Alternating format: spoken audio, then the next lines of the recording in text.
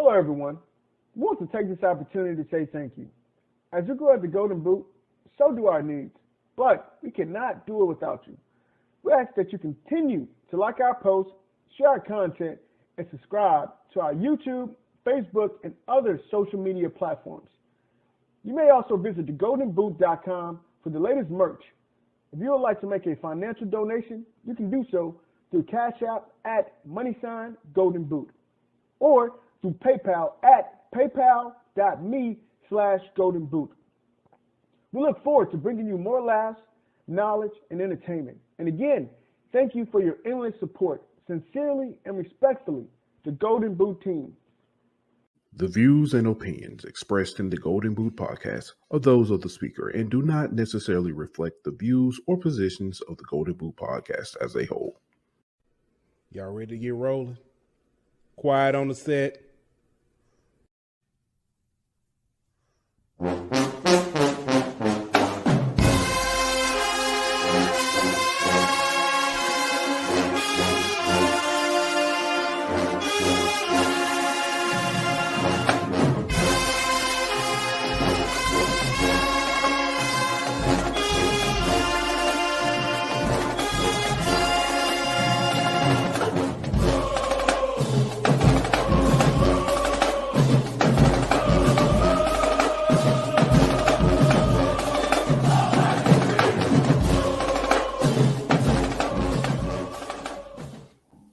Hey, welcome back to another episode of HBCU Hour. It's your boy Pooh Bear. I got my man Aunt Patty Murphy in the building. And let's go. Let's get it. Josh Johnson said, let's get it. What's up, Josh? Julian said he my ready. dog. Hey, Julian said he been ready for this. He wanted my dog hit me up and was like, hey, what time the show? I'm gonna be there early. I'm making sure I ain't missing nothing. Appreciate y'all for tuning in, man. Hey, really do, man. Hey, as always, thank y'all for tuning in. Appreciate it. While you're here, don't forget to subscribe, like, and share to your friends. I thought we had everything we needed, you know what I'm saying, talk about this show.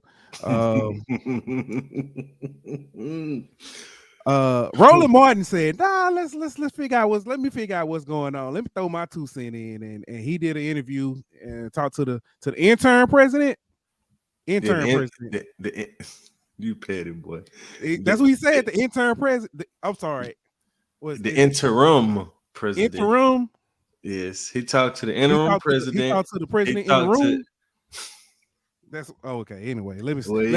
He was both at that point. He was the interim president in the room, but he talked to him. He talked to. I'm not gonna say former head coach because he was never technically the head coach. Former head coach candidate. We can say that. Yeah. Okay. Ed Reed and whoever was with him. He talked to 3 players who are currently on Bethune-Cookman's football team, and he talked to the president of the Alumni Association. So you know, if you haven't seen it yet, it's very informative, very entertaining in some senses, but it's some good stuff. Yeah, I say the rest, you know. So we got our guest backstage. Let's gonna bring him on. I say guest, you know what I'm saying, but like, you know what I'm saying, as we say, you know, my mom and them used to say, if you invite somebody over your house too many times, you know what I'm saying, they just become family. You about to tell him to wash the dishes. Welcome back to HBC Hour.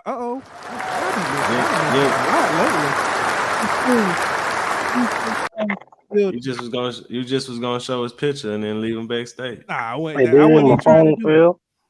Oh man, I'm messing all the way up. We back. What's good, BJ? Welcome back, man. Good to be here, man. Good to be here. And I know we've talked, you know what I'm saying, on Twitter and stuff, but Happy New Year to you, bro. You know, man, Happy New Year to you fellas, man, and your families, man. Hope 2023 is going how you plan. Yeah, well, it's going. It's been eventful. It's been eventful. Listen, some things that popped up on the bingo card I wasn't expecting. Oh yeah. I wasn't expecting this. Man, let's get to it. First and foremost, I do want to say that Ant made he quoted Jay-Z song, "Nobody wins when the family feuds."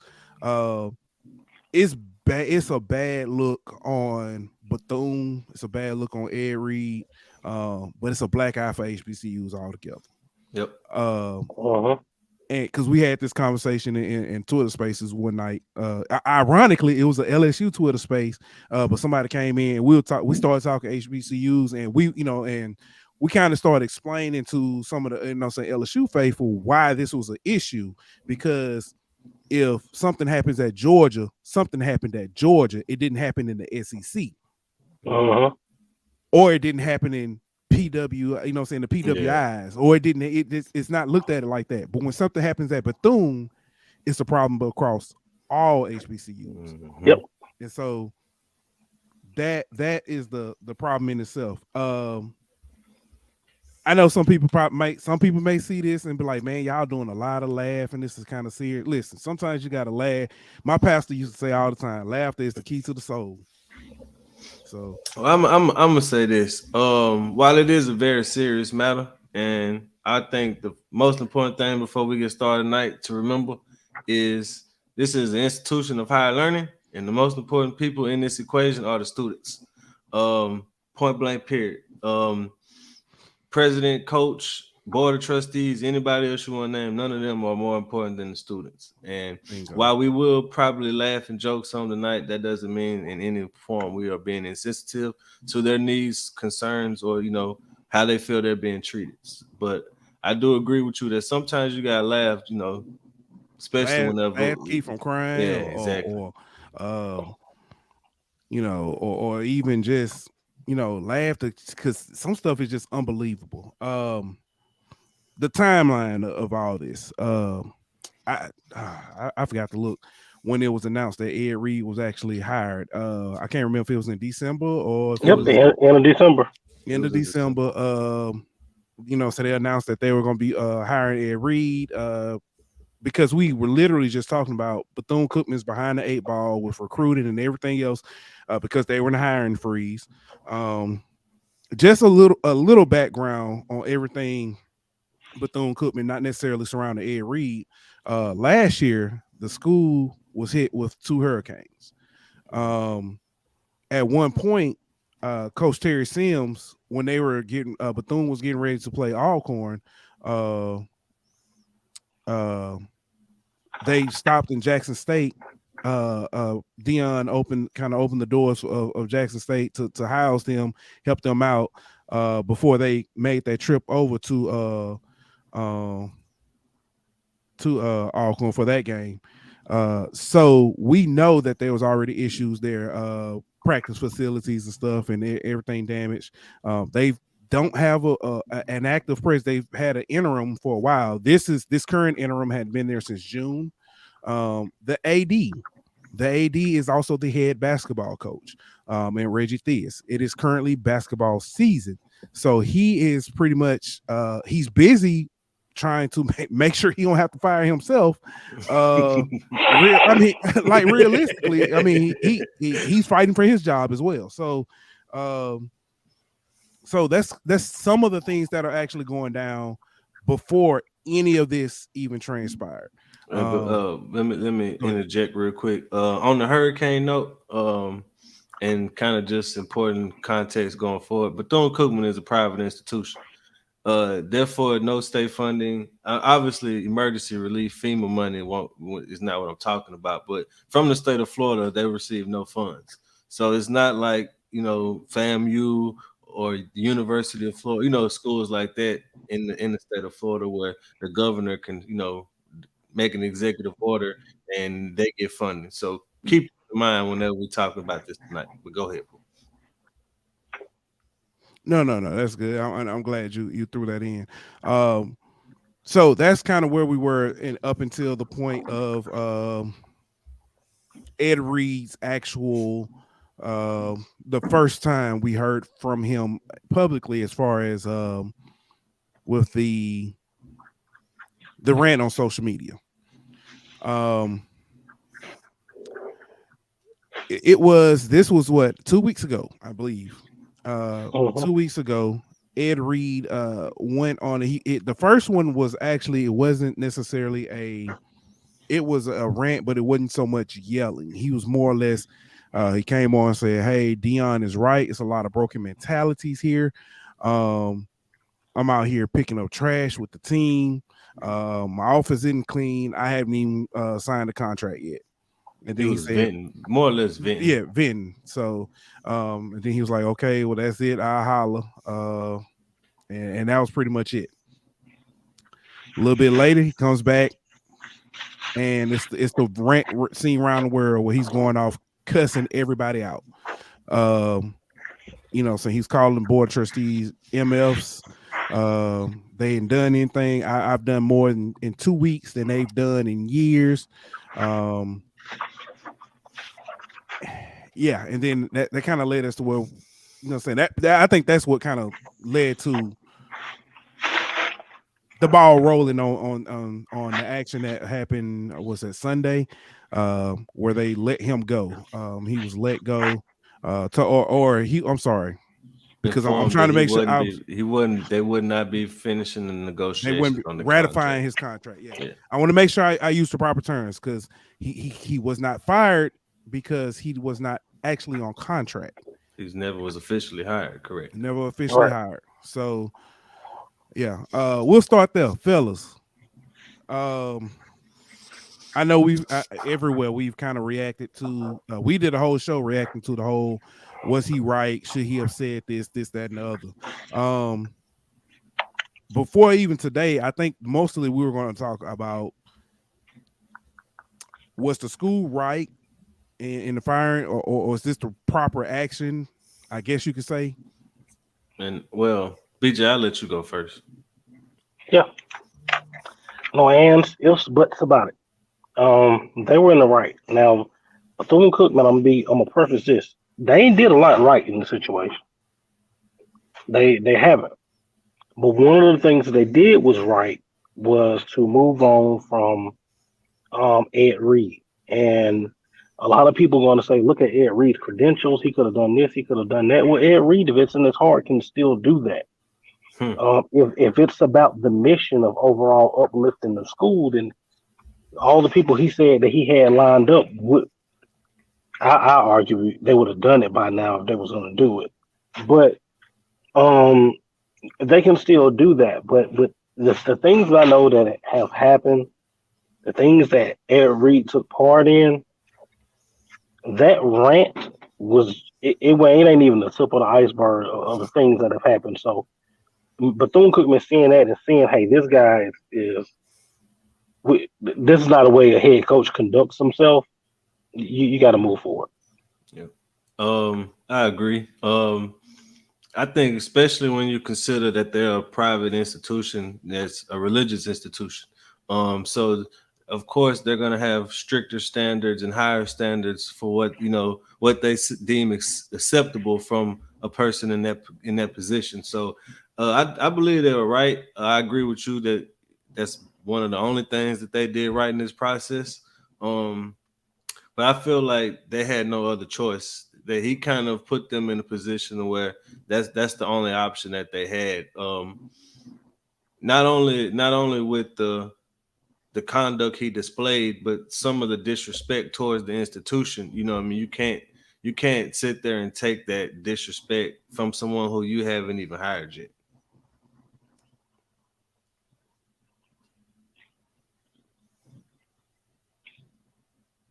Sorry about that. Yeah, I was trying to get this up. I do want to put this up from Coach Carl Reed. This is something that a lot of people had problems grasping, saying the concept of why was he even there working, or they was like, oh, it's kudos to him, he's there working before he has a contract. And Coach Carl Reed put out, it is common for coaches to start their duties before they sign their contract. However, most do sign a memorandum of understanding, but many have worked for months before they officially sign a contract. There are several FCS schools that don't issue contracts to employees at all. That I didn't know. That is interesting, but that goes to the point of why he was working without a contract. Why he was working out, and when he said that, once I thought about it, it happens on the FBS side as well. Brian Kelly was at LSU and he was out recruiting and stuff. I think But there's one difference. There's one difference. I was gonna say, I do know he was out of it was after he was actually officially out of contract with Notre Dame before he started. But yeah, go ahead, Ant. The difference though is that in between that time, whenever there was no contract, we didn't really see or hear from Brian Kelly. You know what I mean? He was behind the scenes, and so if Ed Reed would have stayed behind the scenes, he probably was, be. I'm not gonna say employed, but he probably wouldn't be in the situation he's in now, where he doesn't have a contract and there's no negotiation for a contract. That's why one of the things I think he did disservice to himself was being so public before anything was actually official. We never heard from a Bethune-Cookman officially that they were planning to hire Ed Reed, did we? You know what I mean? I know we saw on Twitter from other people, but I never saw anything officially from Bethune-Cookman.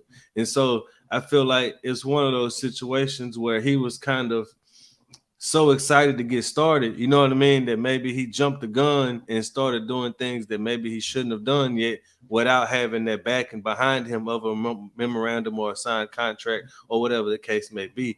But I feel like some of the things BJ was referring to that was just the tip of the iceberg. I think some of that was he was just so excited and he really, didn't follow the proper protocols or order of operations, so to speak.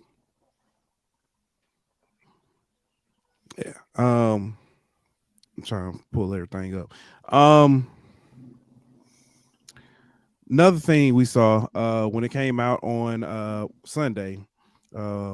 This is the thing I was, or Saturday, I think. I can't remember which day. And I didn't realize at the time when Ed Reed went live again and kind of let the world know that he was not, or he was asked to step down, they were parting ways. This was an official visit. There were parents there.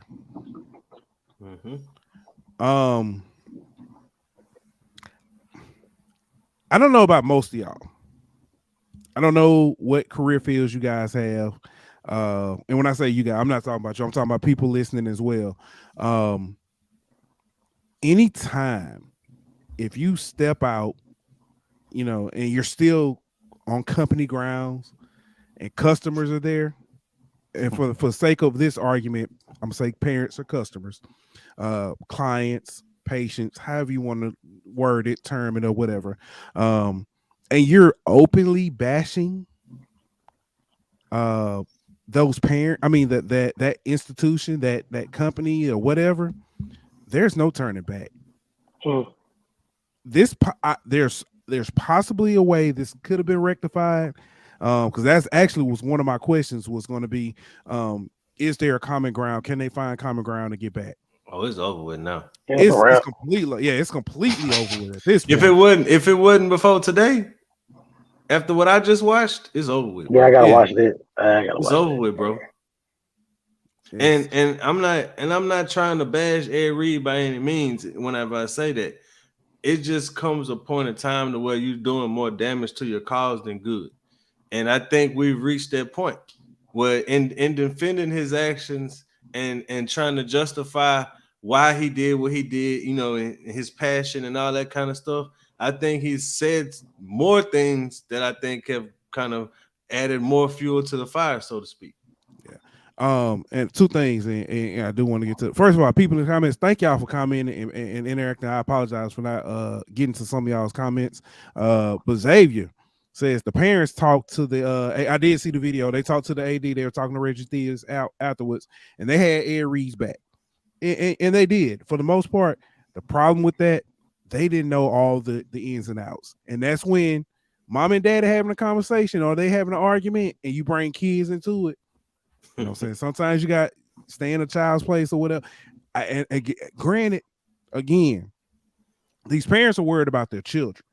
And you're thinking, oh, my child is about to play for a pro football Hall of Famer, learn all these tools and stuff, and you just let them go.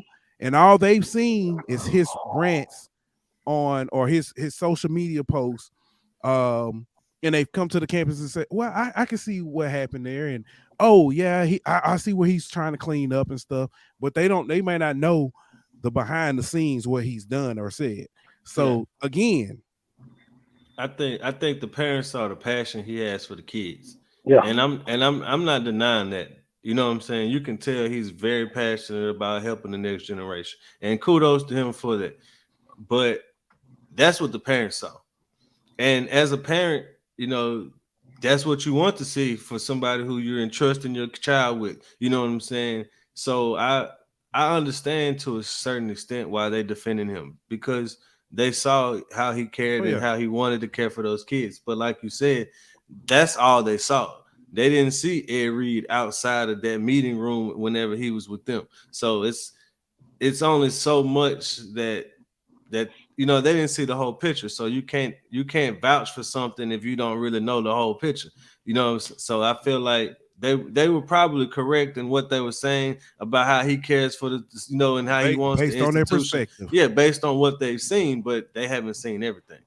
Yeah. David Irvin says this: if I were to behave that way in my office, I would be out of there. But we understand the world of sports is different. That's true. BJ, I'm gonna tell you how I know things are crazy. Have you seen Ply's response to this? Oh yeah. And when I saw it, I was thinking, one of the most sensible things I've seen. Ply's the philosopher now. For those of you who haven't seen it, Ply's his response, because he kind of addressed Ed Reed and Dion as a whole. He said HBCUs are allowing you their platform to audition for the same bougie institutions who deemed you as unqualified. It ain't HBCUs you should be calling out. It's the ones who making you prove you know how to pick cotton before you can come inside the house. That's who you should be shaming. Because I've been seeing a lot of that as well. Well, they're reading Dion are right. Let me preface this. Let me say this. I'm not saying everything Ed Reed said was wrong. I'm not saying everything Dion said was wrong. The way you present your product or present, and the way you and who you present it to, and how you present it, again, like I said at the beginning, if you come out and say, hey, these are some issues, and perfect example, you made the comment the other day. If he had brought this as a call to action, hey, we got trash. We got these issues. Help BCU out. Come help us out. Donors, donate this. Blah blah blah blah blah. Call to action.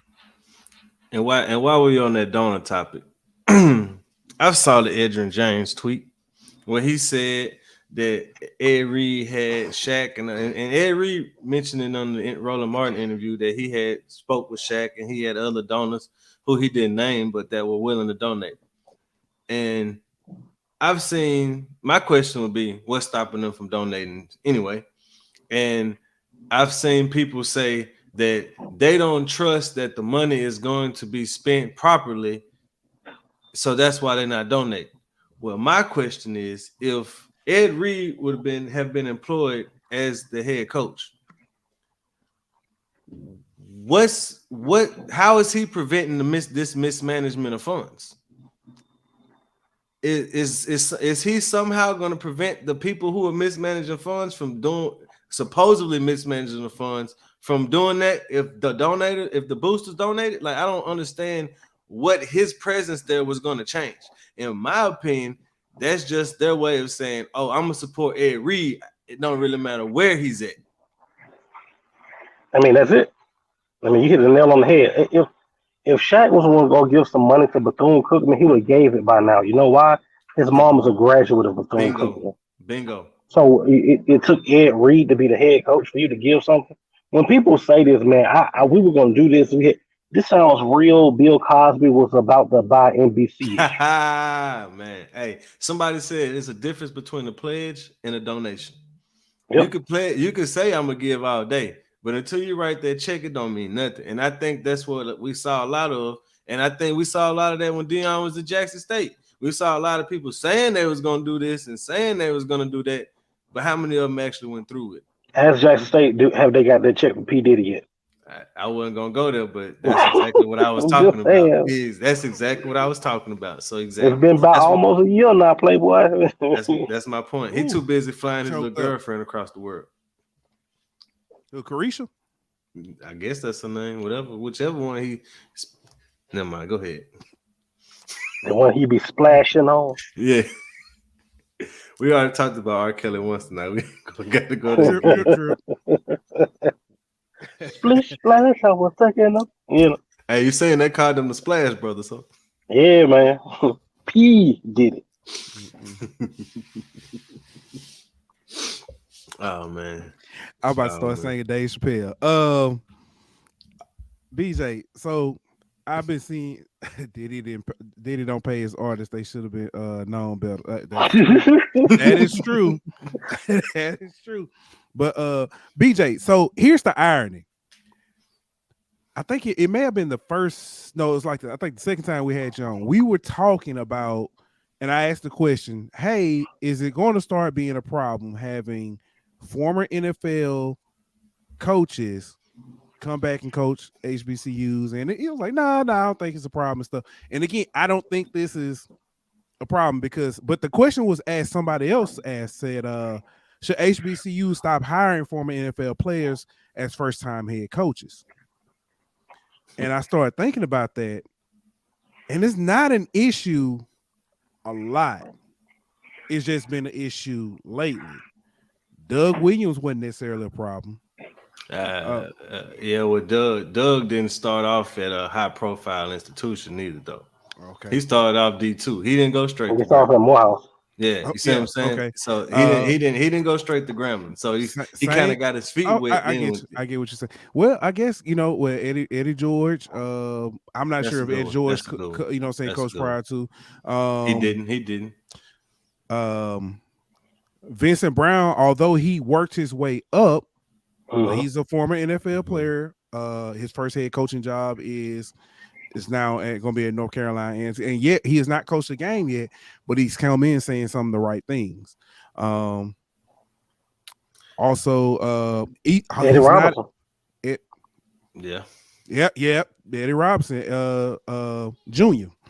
at Alabama State. Although he's not a head coach, not a former NFL player. Then again, he may have Hugh Jackson. I know he coached NFL and stuff, but he came in and people have had their problems. People at Grambling have had their problems with Hugh Jackson. This ain't been one of them. So I say this about fam. I say this about y'all Hugh. happy. Yeah. Hugh came in and he did piss some people off at Grambling, but that wasn't the whole taking the G off. You know what I mean? That's been the biggest. Yeah, Bubba McDowell, we forgot that one. But that's been the biggest issue, honestly. You could say the Art Brown situation, but I'm not gonna say that's really on Hugh. That's more on the athletic director and whoever decided not to go through with the hiring. The biggest thing of Hugh was the taking off the G, and that's more of a Grambling thing than the disrespect of our HBCUs. You know what I'm saying? Like the thing about Deion and Ed was they tried to make the dude there, bro. They tried to make HBCUs like a monolith. You know what I'm saying? They tried to basically say what's going on here is going on everywhere. And I think Hugh he didn't really do that to it. It was specific to Grambling, the issues that that Hugh created. But yeah, Javon Williams said that's the first thing we mentioned at top of the shows. His issue is the ignorant people who taking Bethune-Cookman issues and trying to make it all HBCUs like that. Yep, that's facts. Agree. Yeah. That's facts. Man, it would kill me, man. It kills me, man. How many people, man, with HBCUs be stealing it. I'm like, hey, at any school, not just HBCU or what have you. If you steal, they catch that. They run audits yearly. You have to get past that to maintain your accreditation. And when on earth has a group of black people been able to steal from the government and get away and not go to jail? Hey, Look. shout out to Dave Gardner from Down South Football Podcast. Dave last week when we did the show, he came on and read a list of PWI, you know, saying PWIs who have been mismanagement funds, president stepping down for mismanagement of funds, stolen money, scandals and stuff like that. Nobody talked about it. No. Google 5-minute Google search. Yep. Yeah. I mean, but it's usually we do this to us, man, because we don't see the value in ourselves. Any successful black person, if they are famous, they're Illuminati. And black colleges still like there's something. If you get something, then it has to be a reason why outside of you worked hard and this, that, and the other. And that's the problem that we have when it comes down to us and each other. Look at Deion Sanders. Look at Ed Reed. They never talked to no white person, no white institution, the way they talk down about theirs. I mean, Deion had an opinion about everything. I mean, everything from fans not showing up at everything. You know, one thing he didn't have an opinion on when Tate Reeves and Brett Favre got caught up in stealing that money from the poorest people in the state of Mississippi. A lot of them supported you. You don't open your mouth about that, but you can open your mouth about anything else when it comes down to black people. That's my problem with Deion Sanders. Like someone said, he ain't wearing them tracksuits up there in Colorado, is it? That boy been no. And he been, you know what I'm saying? And that's kind of what Ply said. You carry yourself a certain way when you at, those institutions, but whenever you come to HBCU, you feel like you could just get away with anything. And that's the disrespect that Bethune didn't put up with. You know what I mean? They held Ed Reed to a higher standard than what he displayed, and that's why he's no longer there. Yep. Student athletes, they had protests today, asking for Ed Reed to be kept. Some of it. Also, they were just asking for better conditions, living conditions. I'll say this: whether I believe they're right or wrong, or hope saying they get what they want, I want to kudos to them for standing up and speaking out on say, hey, these things are wrong. Saying this is what we find wrong. I want better. And I will say this as well. They, saying, as I said before with the parents, sometimes, saying you got to keep a kid in a kid's place, a child in child's place. So just because you want a certain coach, and that, I'm saying living condition stuff. I agree with that. But the certain coach, I agree with the coach part. My grandmama told me a long time ago. I'm trying to think the best one. She told me 2 of them. Everything feel good to you ain't good for you. That's true. That's true. And I agree with that. The living conditions and the dorm conditions and the food and all those kind of things, absolutely. Protest is until change comes. But I don't feel like protesting for a football coach is necessarily gonna be very efficient or effective. I believe that there's bigger issues on that campus than who the football coach is gonna be. And I feel like because of Deion and the way he said some things in his tenure and some of what Coach Reed said, what Ed Reed said when he was at Bethune in those lives, because of that, I feel like a lot of people feel like the football coach can help save the school or can help do more for the school than they really can. And I feel like some of those students are thinking, well, if Ed Reed is our coach, then some of this other stuff is going to change. And I don't necessarily feel like that's true. And I feel like they could be hurting themselves in a sense by adding that to their call, champion for Ed Reed and his job as one of their causes whenever they got other more important issues that they could be fighting for. I'm with you. So Low LJ said, how can Bethune hold someone to a higher standard when your students have mold in their dorm rooms? And what do you mean the students are wrong? What I said, I don't think you understood what I was saying. What I was saying was the kids are right to protest their living conditions and some of the things they have around campus. But when it comes to stuff like, so who's the football coach, not everything, is necessarily up for them. And I say kids because they are young. If you want me to say young adults, I say young adults. Yeah. But at the end of the day, they don't necessarily know everything that's right, especially when it comes to as far as football, the football program or something like that. That's what I mean by that. It has nothing to do with, saying they wrong and want to Ed Reed. That's not it. That's what they want. That's what they want. I'm not saying that neither. Yeah. So I'm just saying keep the important stuff. You're right. Yeah, there's been some problems. I mean, Bethune-Cookman have had some problems, man. We can go all the way back to the dorm situation in Wells Fargo. The previous regime and president. No one's saying that those students are wrong. Right. What I'm saying is it's wasted energy to be protesting on a football coach who honestly was let go with merit.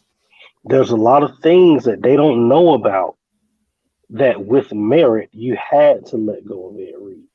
So it'll be a little bit more effective and a little bit efficient to protest those things, that aren't right around campus, because there's a lot. You'll be more efficient to do that. Yeah. Yeah. Exactly well said, because that's what I was trying to say. You just sounded better doing it. BJ got all them. BJ got all them educated words. Low LJ said he was not let go for merit. I don't think you did your research. I don't think you. I'm gonna tell you like this, man. I've talked to people in both camps. He was let go with merit. Now I'm not telling you what I think. I'm telling you what I know. He was let go with merit. Matter of fact, one of the things that Ed Reed did, I want you to try at an elementary school or a community college and see how that works out for you. He did it at a 4-year institution. Yes, he was let go with merit. When money starts speaking out, and by money we mean sponsors, when they start voicing their concerns about this person is going to potentially be a part of our brand, and we're donating this amount of money to the school, and then he's going to represent us. There could be some potential problems with that. Yes, it was with merit. I see. He said he wasn't with merit because he wasn't hired yet. He didn't break an employee conduct because he wasn't hired. You don't know what he agreed to. You don't know if according to the president, when the president interviewed Ed Reed, he asked him to do 3 things. He asked him, 1, to know that this is a religious institution and that we're asking you to conduct yourselves in a way that will reflect with our religious standards. Number 2, he said, you have never been a head coach before, so allow us to put people around you who we know can be effective in teaching you the X's and O's, not teaching you, but helping you with the X's and O's and stuff like that, since you have never been a head coach before. And 3rd was to realize this is not the NFL or the University of Miami. So if you tell the person that you're interviewing or who's interviewing you that I agree to do this, and this, and then you go out there and do opposite, you agreed to do something and you broke an agreement. Now, it's not a contract, sure, but you gave them everything that they needed to let you go. But and I think Loj, I think you're hearing key words and you're responding to key words, because he said up top, he said this is an elementary school. That's not the point. You're missing the point. You're don't miss the forest for the trees, because what we're saying is we're explaining, hey, situations like if you can't get away with it here, you definitely ain't finna get away with it here. Okay, so if it's the terminology that's bothering you, let me say this: instead of saying he was let go, they decided not to bring him on because he broke agreements that he made in the interview process, according to the interim president. I'm gonna bring it to real world, just real world. I'm in my place of business right now. I've been working in human resources for almost 15 years. Okay, I'm a manager in human resources. I work for a Fortune 500 company here in Atlanta. We're just gonna leave it at that. In human resources, if we agree to bring you on, and let's say you start in a month, and we find something on social media where you did something that was unbecoming of the company, you got a DUI, you did something like that, then we will rescind your offer. You don't have to be an employee here. We will rescind on your offer because you have been taking part in activities that's unbecoming of what we feel like an employee should be. Mhm. That's real world. And if you don't know that as an adult, you might want to go somewhere and read because you're gonna get yourself in a situation that you never knew that you get yourself into. Yeah. Um, Grambling volleyball situation. When that popped up this summer, I know Grambling didn't necessarily handle it the right way, but in comparison to the way that was handled versus this situation, Very similar. Mhm. Very similar. You had one side that came out and was pro coach, even if they necessarily didn't have all the facts. They were pro coach, and I'm not even just ordinary people. You had ESPN, and you had big hitters coming out defending the coach. And then you had a certain faction who was supporting the institution and supporting the students, and supporting the other side. And at no time did the institution come out and kind of clarify the situation, until it was too late. And it was basically of the community split on whether the coach was right or whether the institution was right and letting go of the coach. And that's what it came down to. Now, obviously the context and the circumstances around the two are totally different, but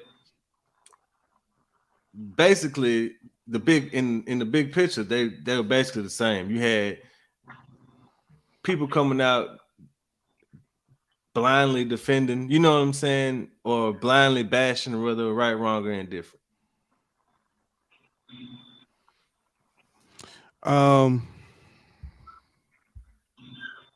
don't know if I want to ask this, but I ask it, and y'all can shut it down if y'all want to. Dion showing support. To me, it felt like a double down on the Dion was right message, or the I told you them folks don't know how to run a business. That's how it was coming across, and I may be wrong in feeling that way, but thoughts. Deion Sanders put a battery in Ed Reed's back.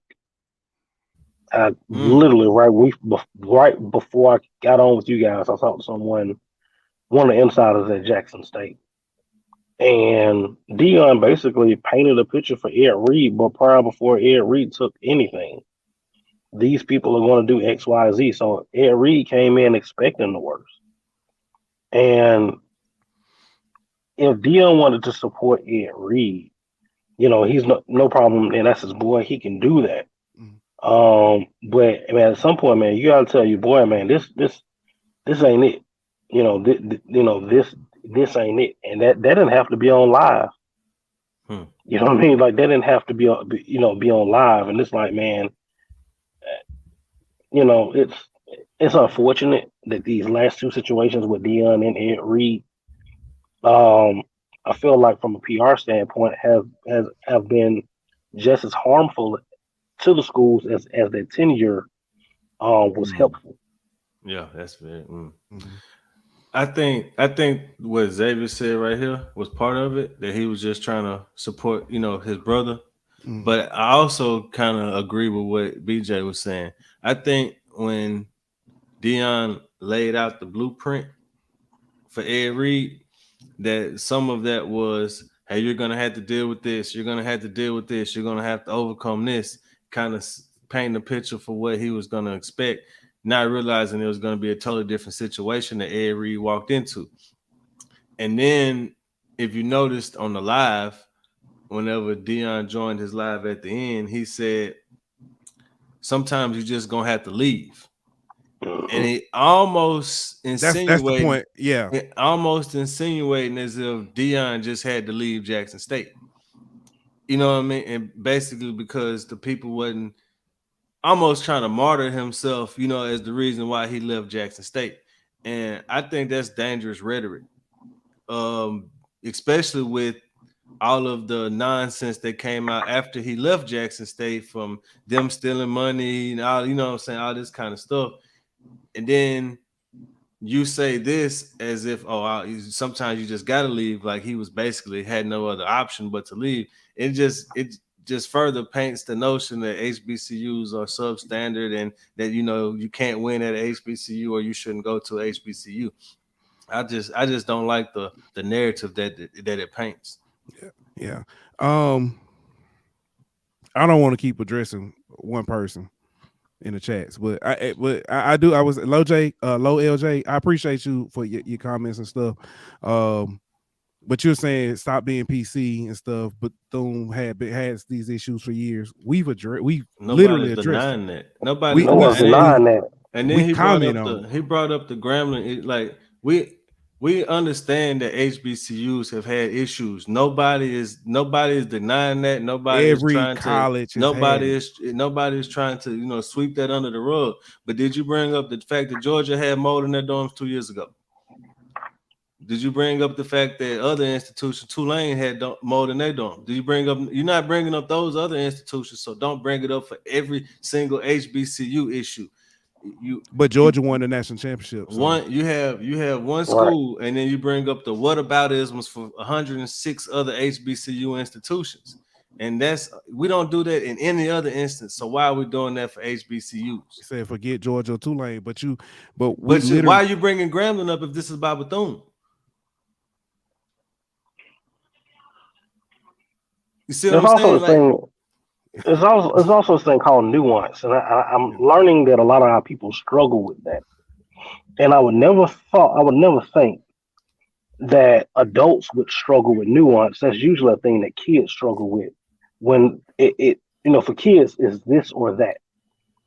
A lot of times it's this and that. Bethune-Cookman is wrong in a lot of ways, and things have been run down there poorly. We can go down the list. Wells Fargo, the school suing the alumni association. There's a current cease and desist against the school and the alumni association. You want to name it, it's going down bad down there. None of that make Ed Reed right. None of it makes Ed Reed right. Both parties can be wrong at the same time. Facts. I think he could have made a big difference. So, and I said this kind of tongue in cheek. I said Ed Reed made Deion look like a saint because Deion was able to get that message out, and it rubbed people the wrong way, but he did it in a way that people was like, you know what, let's do better by this. I just think that's just the messenger. Deion is more polished as a speaker, as a salesman. You know what I mean? He was in the media for all those years. You know what I mean? He knows how to sell things. He knows how to market things. Ed Reed ain't that type of guy, man. If you watch the first or the second video, that's why I don't do all this social networking. You know what I'm saying? So you're being someone you're not. As a head coach, well, Deion was being who he is. He's always in front of the cameras. He's always, being a salesman. So Deion just was more authentic with who he was, and it came across better because Ed Reed, in a way, was not being true to himself by being on social media all the time, and it came off different because he wasn't as effective at pitching, giving his pitch as Deion was. Carl Dunn asked, we actually said this, will HBCU stop going to former NFL players? Nah, they won't. I don't think so. I think they'll just be more selective in the former players they go after. It ain't you just can't have a name no more. Now, will it be hey, at least have me some high school coaching credentials first, or hey, at least work with a team first, or do something. It might be something like that, but it definitely I ain't gonna say it may be a while before you see a big name just pop up first year and just take over and everybody expect. I think they're gonna go away from just he was a Hall of Famer. It's such and such name. You know what I mean? And they're gonna do more due diligence and try to find a better fit and not just the right name. Yeah. Now this is one I like. This. James Washington, what's good, James? He said, "What are some of the solutions to correcting these issues? How can we help turn this around?" See, that's something people ain't asking. Facts. That's A right. lot of people, a lot of people ain't asking. Good Ain't fact. saying that. Man, the biggest thing is money, man. Bethune-Cookman need money. They need resources. And like the alumni giving dropped to under 1% for Bethune-Cookman this past year. So I mean, obviously there's some kind of issue at the top. I don't want to make it seem like there's not. I don't know if it's the interim president. I don't know if it's the board of trustees or if it's a combination. But obviously, something at the top there's a disconnect between the leadership and the alumni in some shape or form that needs to be rectified. And there needs to be more funds given to the institution, and those funds need to be used wisely and appropriately. Heard someone say that BCU is 100. There's no way they're $100 million. I don't. So I don't know, but I will say I do. If I'm not mistaken, I think BCU is owed about 100 million, if not more. That and actually, if you start looking, because I think we're gonna try to get with goes by Booker G. Washington on Twitter. They were talking about it in the space Sunday. He said a number that sounded so ridiculous, it's hard to believe. But then when you think about it, they start breaking down how it got there. It made sense. Southern itself is owed about 1.3 billion. There was another, I want to say, and they said something about Bethune-Cookman was owed. I want to say it was like 500 mil or something like that, government money that was supposed to be given to them or something like that. And they didn't get it. So I don't know. I have to look that one up to get the correct answer. I do know that like Eddie George talked about it with Tennessee State being a land grant institution, the money that they're owed. So there are a lot of our HBCUs are owed lots of money. And if you just can imagine if they got half the money that they were owed, the things they could do. And I just looked it up. In 2018, Bethune-Cookman was $25 million in debt. And that's what at the time whenever they were close to shutting their doors. But as of now, it looks like that has been rectified.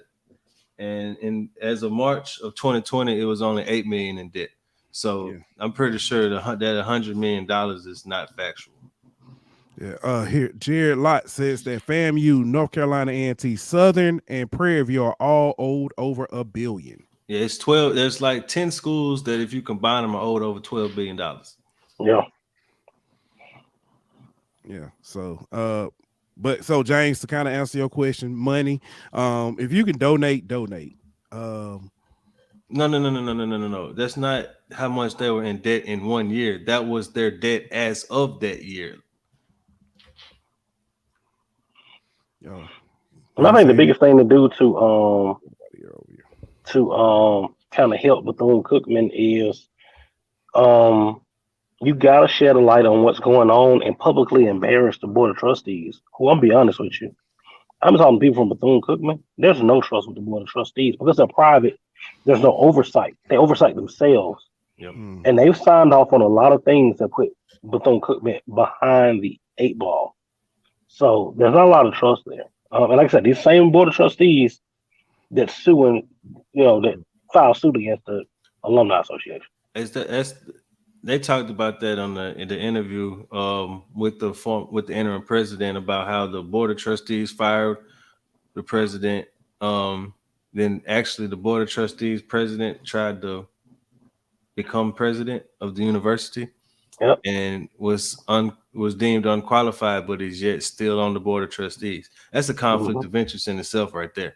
So I mean, when you have that type of behavior going on, there's obviously some kind of shiesty stuff going on at the top.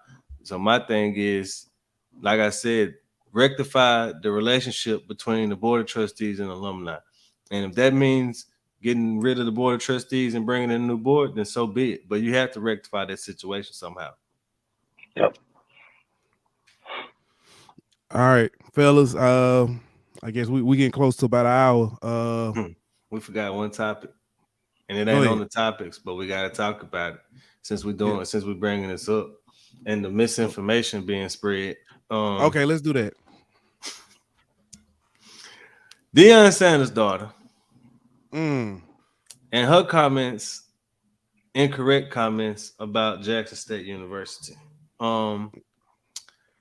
It's just the latest instance of misinformation and blatant lies being spread about HBCUs and painting a more black eye on the institution. For those who haven't heard her comments, can you elaborate?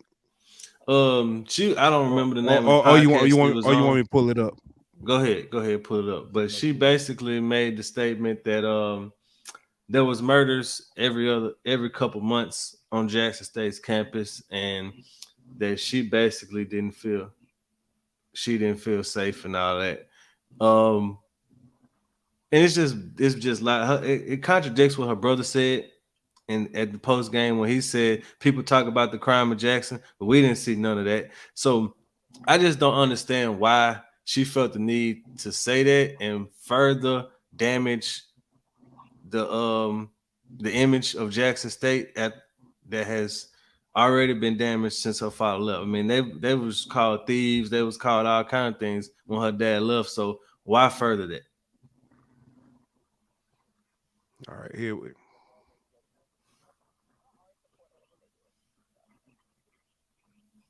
Hold on, I have to start this over. Hold on 1 second. But I don't. And then the apology, she came out and she said, "Wow, I ain't lie. I just got the count wrong." Okay. Yeah. So, did you like the decision your dad made to go to Denver? I'm gonna always support my family, whatever they do. So when you hear haters talking about your dad, is like, oh, he didn't make the right decision. He should have stayed in, I mean, the thing that people don't know is like, it's more than football in Jackson. Mm-hmm. Like, when my dad makes a decision, he thinks about all aspects of his kids. People don't realize he actually did have kids that go to the school also. Mm-hmm. Like, people don't know that it's killings on the campus. Wow. Every few months. Yeah, they don't know that. People are breaking in the locker rooms, stealing from the students. So it's kind of like my dad gives this much back to the community, but it's like, what is the community giving? Shit, I would have left too. I mean, if he doesn't feel safe there, then I mean, damn. So he didn't feel safe at all being there. I mean, I don't know what he felt. I'm just saying I wouldn't have felt safe. I don't know what my dad felt. You didn't feel safe whenever you was on campus? I felt like the stuff I would see and hear. It's like scary. I wouldn't. Yeah, you just have to. Like, my dad gave a lot to Jackson for them to be doing stuff like that. Yeah, I didn't like how they was trying to paint a bad picture when he left, because I don't it's like that, but they do it to everybody. And I always try to tell people, when LeBron left Cleveland, they burned his jersey. Yeah.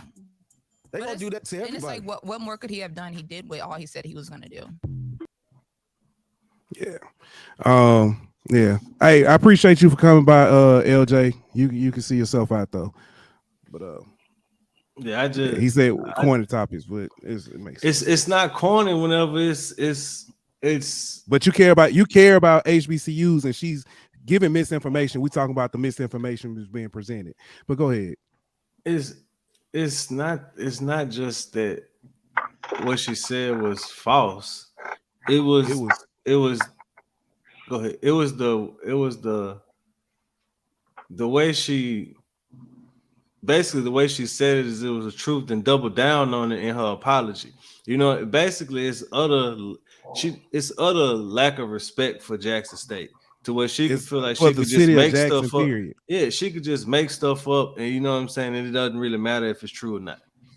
Ironically, it's very dangerous. It's very dangerous, bro, because it's another thing we gotta think about when we start bashing these schools. Like, everybody who bashing Bethune-Cookman. What about the people who graduate from Bethune-Cookman?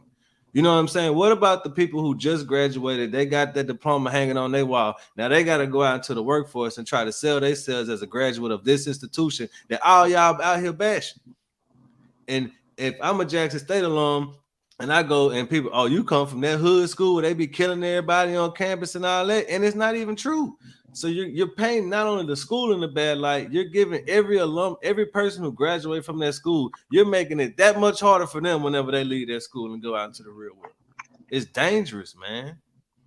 And you know what? I mean, but the thing about it is, man, first of all, for DeAndre Sanders to not have felt safe, she showed how to party in Jackson every home game.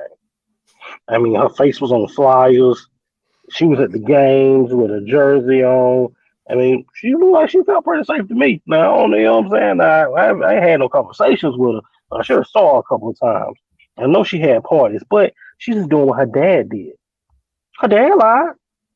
He lied and said somebody that hit the first game of the year. He said that someone broke in his office and stole his stuff. And the school told him your stuff was just simply moved. He didn't come out and apologize. By the time he apologized, it was already on ESPN. It was on First Take. It was on everything else. She's only doing what she need dad to do. Dad lie about stuff all the time. And it comes out on the largest platforms. Man, look, her pops sat in a pool bathing in a pool full of chlorine, and his house is in Canton, Mississippi, and he had water. Dion is performative. He does stuff like that.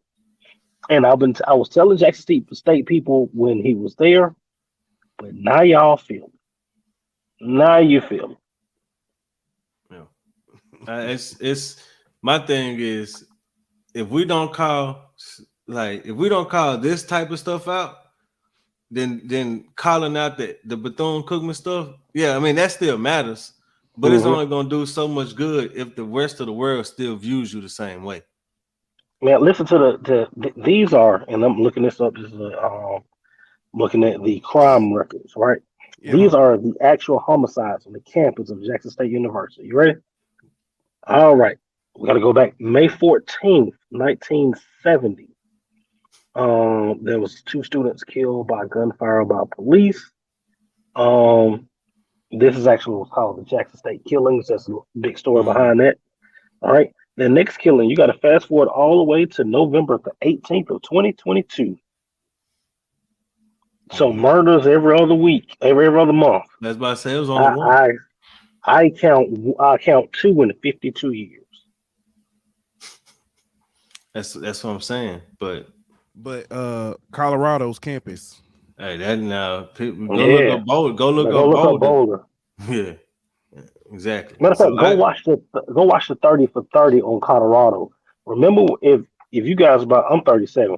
Most of my life, Colorado was a powerhouse. Y'all ever thought about like what happened? Go watch their 30 for 30 and see what happened to kind of kill the LA and Dallas and South Florida to Colorado pipeline. But my whole thing with bringing up that is, like I said, if we're gonna call out, which deservedly so, if we're gonna call out the issues that go on at HBCUs, and we should, we also got to call out people like that when stuff like that happens, because both of them paint HBCUs in a negative light.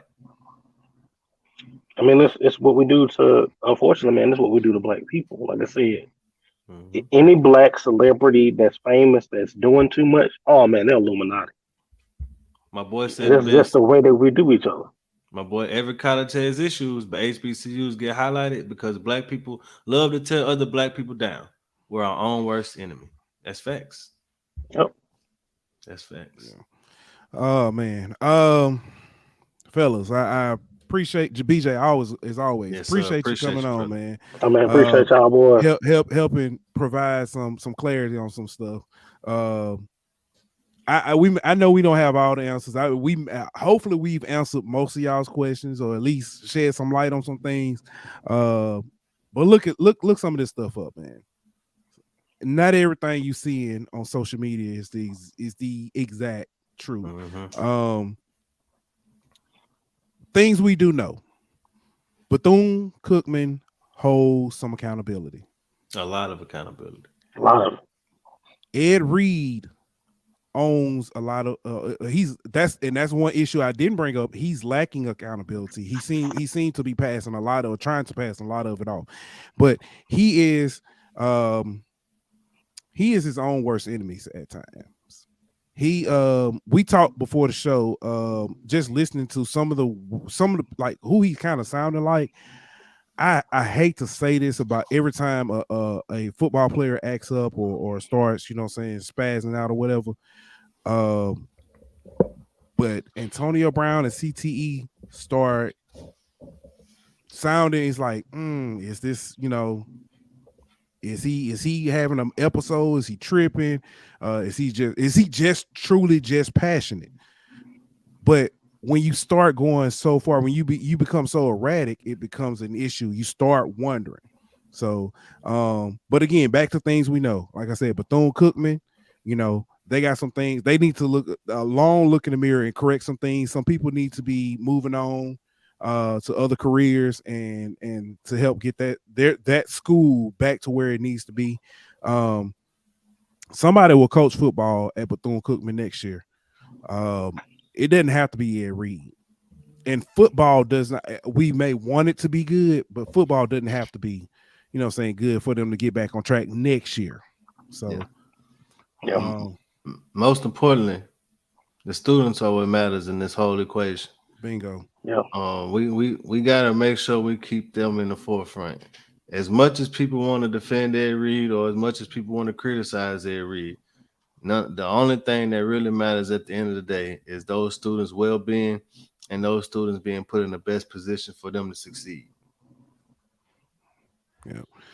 Before we get up out of here, BJ, you want to? I know you do. You with because we introduce it every time. I'm sorry, Black Sports Network. Is there anything you want to promote? Let everybody know where they can find you.